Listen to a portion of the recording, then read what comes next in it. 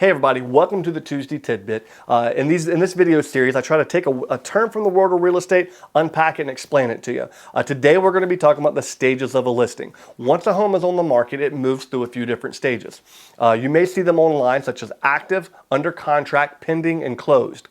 Active means the seller and an agent have met, they've signed papers, and the home is officially on the market. I explain this to my personal sellers as we've taken the home and we've now put it on the department store shelf.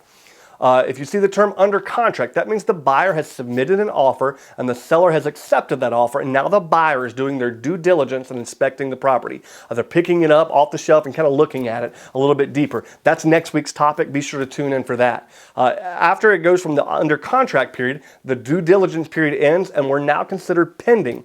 That means we are moving towards closing. We place it in the shopping cart and we're moving to the register. The attorney and the lender are making their final preparations.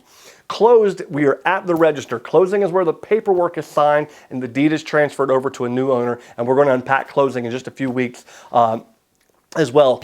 In fact, if you like these videos, you want more of them, make sure you head over to my YouTube channel. There's a lot of great content over there, as well as my Facebook page. If you like what you're seeing, you find that maybe some of your friends may find some value in this as well, please by all means share it with them.